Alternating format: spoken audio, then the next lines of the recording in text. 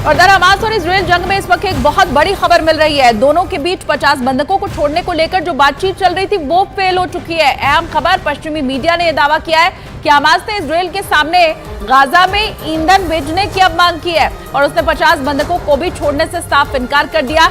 इसके पहले दोहरी नागरिकता वाले 50 बंधकों को छोड़ने पर हमास और इजरायल के बीच बातचीत जारी थी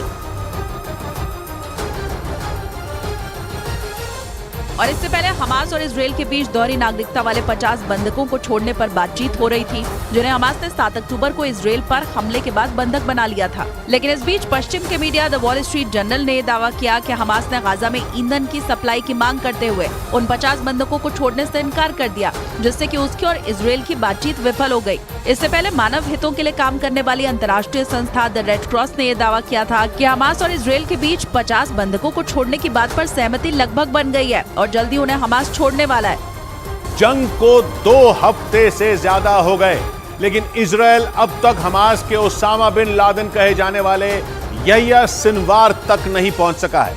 इजरायल में हुए कत्लेआम के लिए हमास के इसी चेहरे को जिम्मेदार बताया जा रहा है, क्योंकि इजरायल के मुताबिक 7 अक्टूबर को उसकी जमीन पर लोगों का खून बहाने की पूरी स्क्रिप्ट यहिया सिनवार नहीं लिखी थी। लेकिन कहा जा रहा है कि अपना पूरा जोर लगाने के बाद भी इजरायल की खुफिया एजेंसी और उसकी सेना को यहिया सिनवार की भनक तक नहीं लग रही, जबकि उसने एक ऐसे हमले को अंजाम दिया जो आने वाले कई साल तक इजरायल को नासूर बनकर चुपता रहेगा। क्योंकि आरोप है कि यहिया सिनवार के इशारे पर ही 7 अक्टूबर को हमास के लड़ाकों ने इजरायल में घुसकर मौत का तांडव किया था। इजरायल की मीडिया के मुताबिक यहिया सिनवार ने न सिर्फ आसमान से रॉकेट और मिसाइलों से हमलों की रणनीति बनाई थी, बल्कि सुरंगों के जरिए भी इजरायल में कत्लेआम मचाने की प्लानिंग की थी। मतलब सैकड़ों की संख्या में यहूदी नागरिकों को मारकर इजरायल को गहरे जख्म देने वाला कोई और नहीं बल्कि यहिया सिनवार ही है। और उसी हमले के बाद से इजरायल और हमास एक दूसरे के खून के प्यासे बने हुए हैं। इसीलिए इजरायल की सेना को हमास के टॉप कमांडर यहिया सिनवार की तलाश है,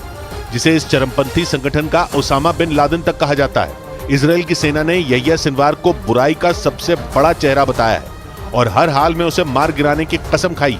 यहिया सिनवार को ढूंढने और उसे ठिकाने लगाने के लिए इजरायल की सेना ने एक स्पेशल यूनिट नीली बना दी। इजरायल के मीडिया के मुताबिक ये यूनिट 7 अक्टूबर को हुए हमले में शामिल हमास के एक-एक लड़ाके और उसके एक-एक कमांडर को चुन चुन कर ढेर करेगी, जो इस वक्त इजरायल की सबसे बड़ी चुनौती, क्योंकि दावा यह भी किया जा रहा है कि यहिया सिनवार न सिर्फ इजरायल की सेना और उसकी सुरक्षा एजेंसियों को चकमा दे रहा है, बल्कि वो इजरायल पर एक बार फिर बड़े हमले की तैयारी में। माना जा रहा है कि इसी वजह से इजरायल की मुसीबत बढ़ती जा रही है और इसीलिए इजरायल की सेना हमास के कमांडरों और लड़ाकों को ढूंढ कर निशाना बना रही। लेकिन दावा है कि हमास के कसाई के नाम से मशहूर यहिया सिनवार को ढूंढने और उसे ढेर करने के लिए इजरायल ने नीली नाम से स्पेशल यूनिट बना दी। ये स्पेशल यूनिट इजरायल की जांच एजेंसी शिन बेत ने बनाई है। ये दुनिया की सबसे खतरनाक खुफिया एजेंसी में शुमार मोसाद की तरह ही है। फर्क सिर्फ इतना है कि शिन बेत देश के अंदर दुश्मनों का खात्मा करती है। इजरायल के मीडिया के मुताबिक ये यूनिट खास तौर पर नचाबा फोर्स के कमांडरों और उसके लड़ाकों को टारगेट करेगी। दावा